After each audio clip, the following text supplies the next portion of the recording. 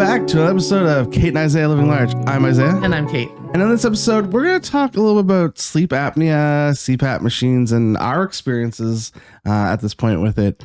But before we get into that fun stuff, what's new? What's the hap? It's been a little bit since we talked. What's going on? Yeah, we just had 3 weeks of episodes that came out, but we haven't seen each other in those 3 weeks. So I was away on vacation, spent some time in Southern Ontario during a heat wave, which was an awesome trip all the way around. We did awesome stuff with my aunt and uncle and cousins and my sister, her 2 boys. We went on this road trip. It was a fantastic time, but it was so hot.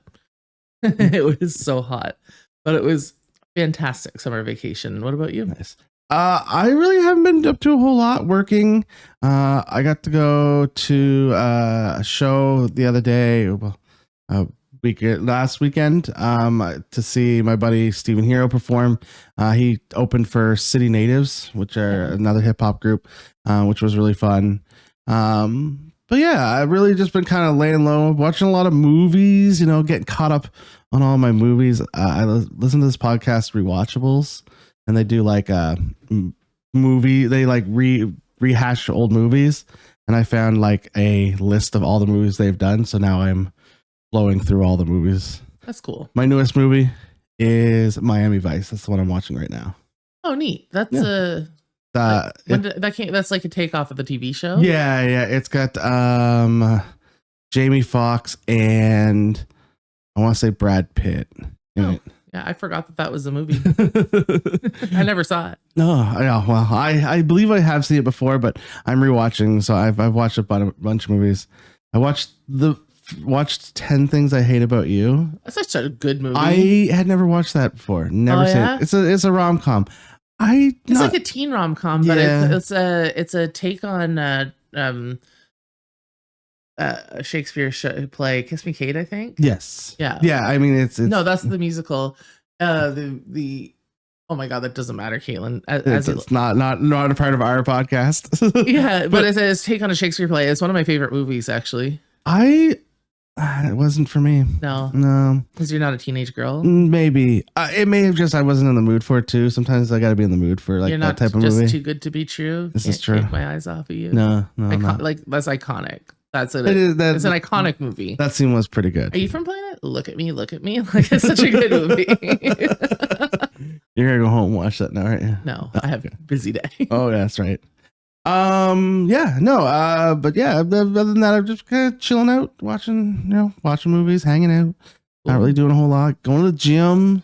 Feeling good? Feeling okay, I think I'm at least a month away from having been to the gym between my injuries and then being away and stuff. So I'm going back next week, feeling inspired to do that. Feeling a little bit like, at odds, but things are coming along and healing, so that's good. I took like a week hiatus for a bit. I was really busy at work. We were hiring some people and doing a little bit extra stuff. So we're back now. I'm back in the gym, getting that back. I'm super excited for that too. Sweet. So let's talk sleep apnea. Sure. So we are both I have a CPAP machine now. Yeah, so let's talk about that a little bit. So I was diagnosed with sleep apnea a couple of years ago, and I can explain my experiences with it. Now, you were what prompted this episode is that you sent me a photo of you in your new mask this week. Tell me about your journey to how we got, or maybe let's explain a little bit about what sleep apnea is for those of you who don't know. Let's talk about sleep apnea. So the sleep apnea kind of comes in the main thing is that you stop breathing in your sleep. I know that we'll talk a little bit about testing later, but when I got tested, the initial person told me that I had hit a 72, which is 72 times stop breathing within an hour. Yeah. And then when I went and got my machine, they had looked it over more and they were like, oh no, you hit an 81. Oh boy. So yeah, that was but basically it's you stop sleeping in the middle of the night. There's a few different reasons. Stop breathing. Yes. You stop breathing. You might sleep forever. So there's a few things that can cause that. Or there's a few different ways that happens, I guess. And again, this isn't a medical podcast, so take this. This is our own internet research. Just give you a quick snapshot. So there's basically 3 ones, right? There's the most common one, which is obstructed. Basically, from what I understand, it's like your throat gets in the way of you breathing, basically. Yeah. Your jaw like slips back or something and gets in the way. There's one that's weird that I want to do more research on, called central, which is like your brain tells you to stop breathing. That seems way more intense. Yeah, that's weird. And then there's one that's like both. That's kind of weird. I know that mine was definitely the obstructive. Do you know which one? Do you know which one you got diagnosed? No, with? nobody. No, it doesn't matter. But the common symptoms, most people find out because they have a partner, right? Right. That's how which I is found probably why I went undiagnosed for so long. But common symptoms are like loud snoring. Obviously, I shared a hotel room on the way to and from our vacation with my nephews and my sister, and on our way back, for some reason, I fell asleep first, and I fell asleep quickly because I was tired, and woke up to my 2 nephews and my sister hysterically laughing, and I didn't even realize I'd fallen asleep. And then the next day on our drive home, they started mocking the noises that I made, and I think it was a lot of and the young guy was like, and then it just sounded like you had stopped breathing entirely. Like, this is not cool. I didn't bring my machine with me on vacation. Oh my goodness. Yeah, I mean, so the snoring is definitely like is usually the main culprit that causes people to get diagnosed. I didn't know this before. I just thought I really fell asleep really well, but daytime sleeping, like just being tired and just being able, and that being able to just go to sleep wherever you're at. Apparently that's also a symptom. Yeah. I did not know that. I just thought I was really good at sleeping. And it turns out it's just you were not well rested. Which I was always very proud of my being able to fall asleep wherever I was. Apparently that's not great. Some other things, trouble focusing. That, I mean, if you don't sleep well, you probably have trouble focusing. And then the other one is, when you're sleeping, that choking, gasping for breath, which is because you stopped breathing. Again, and these can lead to like having strokes, and it can be quite serious. It's not just like some people are like, "Oh, I have the apnea. My wife told me to get a mask, so I stopped snoring." But it actually is very serious. Yeah. There's a lot of things. Like, well, first off, you stop breathing, kind of important. Yeah. But yeah, like from what I've seen, it like leads to strokes, heart attacks, all that stuff. It's because anything that blocks your air from getting to your brain is serious. Yeah, so I mean, it's kind of important to get that, to actually like follow up. And this kind of goes back to what we always talk about is, we're always scared to go to the doctor and talk to the doctor to find out things, but sometimes it's important to find out the thing that you can get treated. Right. So I know what prompted me to go get tested. Tell me about that. So what prompted me to go get tested? My wife. I snore a lot. And anyone, like my entire family knows I snore. I was super loud, super Right from when you were a kid? Not right from when I was a kid, but, in the last couple years, decade and so, probably my mid 20s is, loud snore, and sleep. I could fall asleep anywhere I went, which I thought was I just always fall asleep, but apparently I was just always tired. So yeah, my wife was like, you need to go you need to get tested. Well, and the other thing too, from a weight perspective, is if you're not sleeping well, it actually prohibits your ability to lose weight in some cases too. So like a lot of these things, you talk about like, well, because, the obstruction thing, obviously obesity can be correlated to the sleep apnea, but in some cases it's like it might also be working in tandem, like because you're not sleeping well, you're also gaining weight and all of these things, and you don't have energy to go work out because you're exhausted, and it can be quite troubling. So I actually first went for a test for sleep apnea when I was in my mid 20s. Okay. And I don't remember I think what prompted it is that my dad has sleep apnea, and my mom was just like, go get tested. You should go get tested. You should go get tested. And so I got tested. And then At the time, I don't know if I somehow tripped the machine or what, but I was like, oh, there's nothing wrong. And I was like, great. And so I operated on that principle for a long time. And then there was a Christmas that we were all at my sister's house when she was living in Woodstock. And the room my parents was sleeping in was very close to the couch that I was sleeping on. Okay. And I guess I put on quite a show that night from a sound perspective, made quite a soundscape. But the next morning, my mom was like, you stop breathing so many times, you need to get tested. So 5 years later, after like, you know, pretty regular conversations and poking from my mom, I finally went to the doctor and I was like, yeah, I should probably do one of those sleep test things. So my number would, for the record was, and that was like 3 years ago, probably 3 years ago. And my stop sleep number was about 57. I think pretty respectable, really. Really respectable numbers. I think they said third. Like anything over 15 or something is sleep apnea. Yeah, anything over 15 sleep apnea, and then anything over 30 is like severe sleep apnea. Yeah. I think it's the yeah. I only do things that are extreme. Oh yeah, no, me too. High achiever. So yeah, so you went to your doctor and you were like, I need a test. I went through Maple, the app, and I need a test, which led me to, we've kind of talked about this before, slowly going into the test, was no, I went and got my blood tested and all that stuff. And that's where I met Erin for the first time. She tested my blood. Remember? She was yeah. When Isaiah couldn't handle getting his blood taken. That's right. And so, yeah, so when I did the test, I did it at home. Did you do yours at home? Yeah. Oh yeah. Yeah. So I guess you can do it at home. Sometimes they have you go in. Can you imagine going to a sleep clinic? Yeah, I'm going to sleep great tonight. Yeah, I know, right? In this room that is not my bed. So did yours? So the one I test I had, it was only 2 years ago, so it's probably the same. But I had to like loop things around into my nose. Yeah. And then I had like the thing across my chest.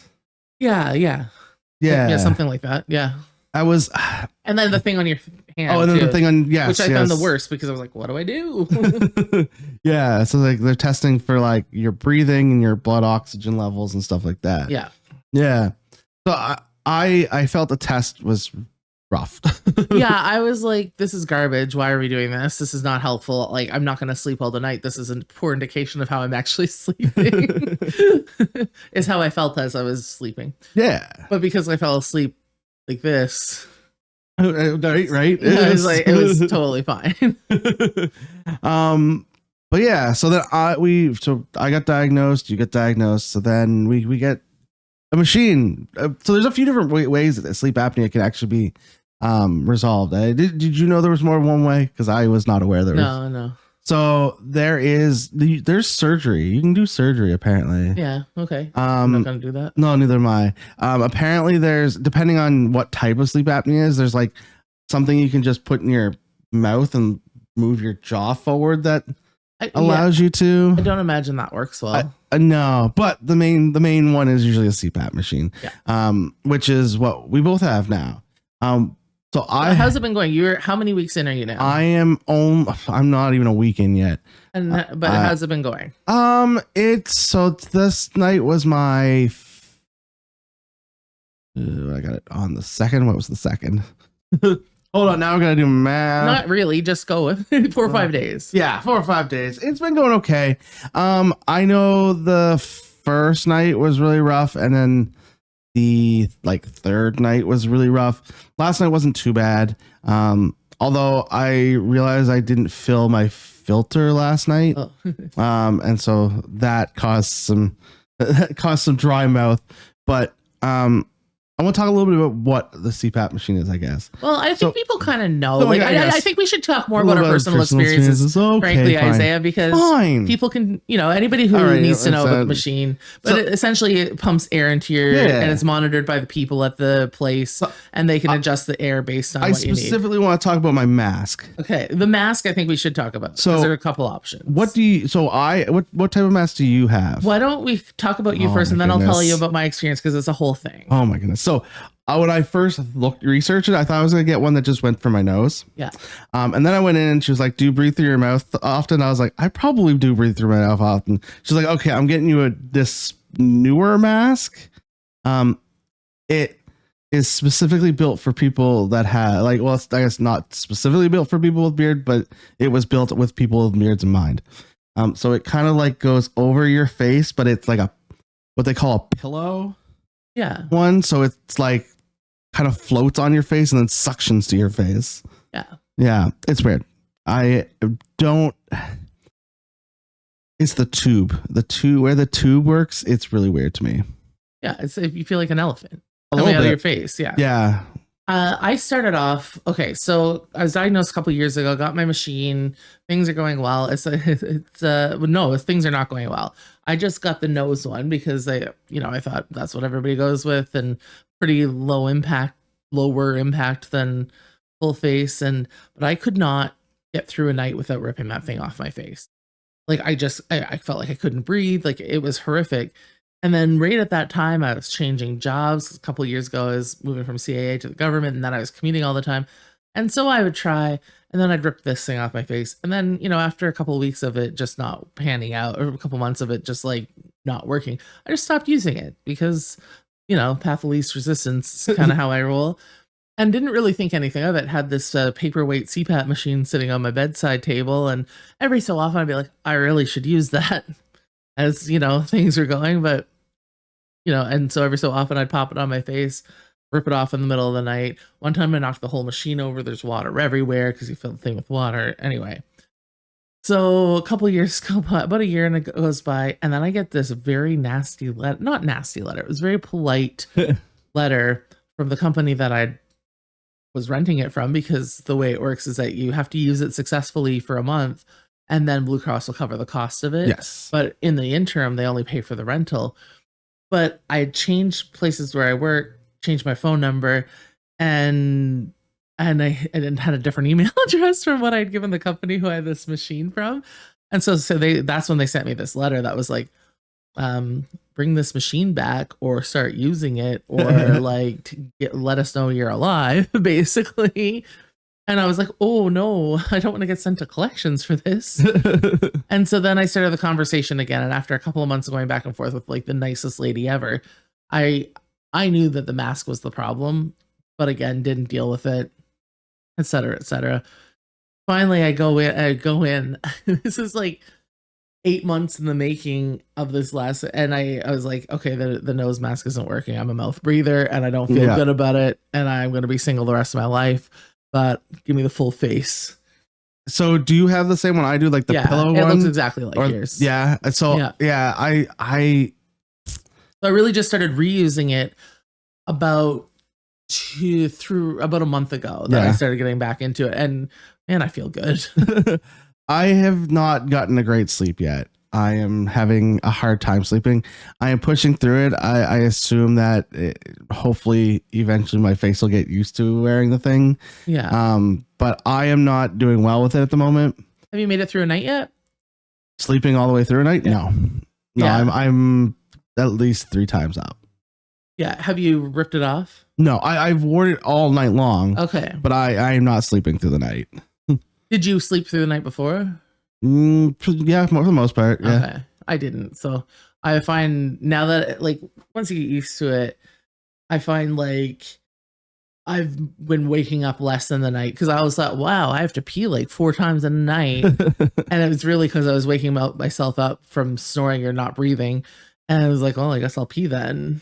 I would wake up maybe once in a night before I had the machine.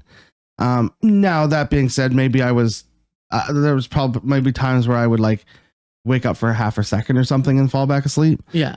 But this is like at least 2 or 3 times in the middle of the night I'm not knowing I'm awake. Have you they're usually monitoring, and they will maybe it's like the wrong amount of air pressure or whatever through the night too. That can be a factor. Maybe. I also have a really hard time falling asleep with it. Oh, well, yeah. It's like, if you're like Darth Vader, you're like, Yeah. It's not great. Honestly, I think so. Part of my thing is I feel so I have mindset. So it's a ramp up. So the way it works is it slowly pushes more air into it until you're supposed to be asleep when it's doing the full amount. I don't fall asleep until it does the full amount. Like that 30, I have to, it's basically mindset for 30 minutes. And then so I think I need to just let it go. Yeah. Were you a person that like watched TV in bed or anything like that before? Always. Do you still do that with Gene? Well, I guess I don't sleep. I guess I fall asleep on the couch a lot watching TV. Oh, okay. No. No, not in bed. I guess not when I actually went to bed. No, I don't. Never. Okay. Yeah. Because I find that what's been the real struggle for me in the last month has been because my shoulder injury has prevented me from sleeping the way I normally sleep on the left side. And then my knee injury has made it uncomfortable to sleep on my right side. Oh God. So I've been like when I decided to get everything back together, put the face mask on. Now I'm like back sleeping, which is that's never the best, but yeah. So it's just been interesting all the way around. So what I've been doing is I have my iPad in bed, and I lay on my left side with the machine on, start watching a show, usually something boring with like monotone sound, and then I fall asleep pretty instantly. Yeah, this has been the worst couple days of trying to sleep I've ever had. But I think it's me just trying to get used to the thing. So we'll see. I'm trying to push through. I think that's the main thing right now is trying to figure out. Well, the good news is you're not ripping the machine off your face, because that would I'd wake up with it on the floor. I'd wake up with it in, and I'd be asleep the whole time. Like I'd wake up and be like, oh shoot, I screwed up again. Well, I don't think I could rip mine off the way it's like attached to my face. It's like it wraps around the back of my head and then over the top of my head. Yeah. And like then the air just like suctions to it. And if I even like try and like sometimes I drool. Yeah, same. And I can feel it go down my face and I'm like trying to get it out and it's like the machine just goes because it's trying to suck to my face. The biggest side effect I've seen is it looks like I have this red handlebar mustache around my mouth. It's just a great look. Again, gonna be single forever. It's like handlebar mustache situation. So every morning, and like I'll wake up. Sometimes it's like really dry skin, so it's kind of like red. I'm like, oh my God, what happened to you? So so I have an Air since 11. Do you know which? Not a clue. Who cares? Okay. I do. I don't know. So does yours go? Do you have like an app that you can look at on your phone? No. I don't care about this. Oh, I do. Like they're checking it. I'm breathing. Life's good. I do.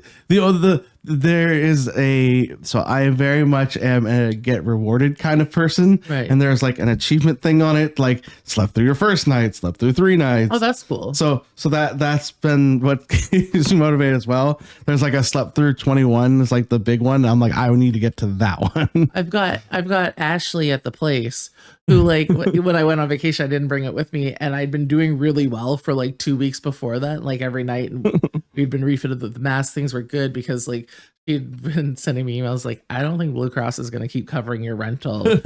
Basically, shit or get off the pot, essentially.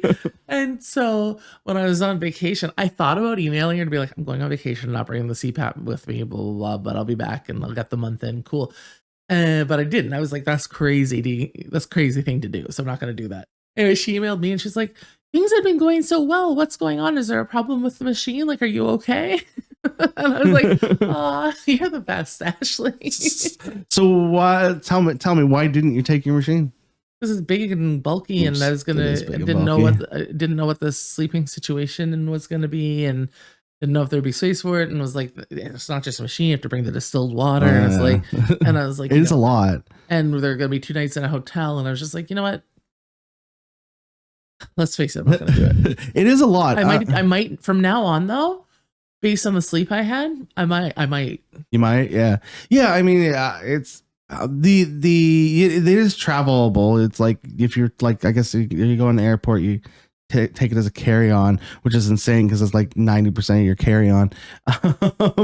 But like it comes in a case that you can travel with, but it is a big bulky thing to travel with. I wish they made something.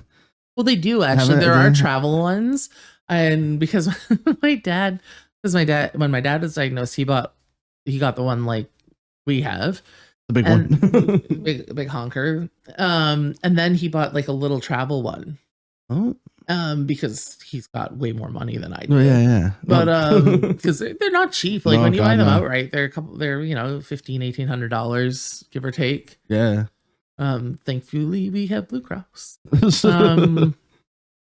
But yeah, so there are smaller like travel ones, and because I looked them up online, I keep seeing Facebook ads for them. I'm like, okay, cool. Yeah, no, that's cool. I didn't know there were smaller ones because that is traveling with one of those is definitely a questionable thing. I know that it's you're supposed to use it all the time because like if you stop using it, it can cause issues just by stopping. Really? Yeah. Oh.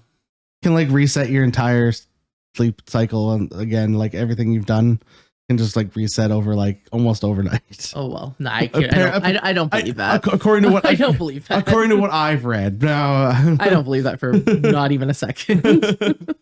But yeah, I mean, I've been trying. I've been going through it.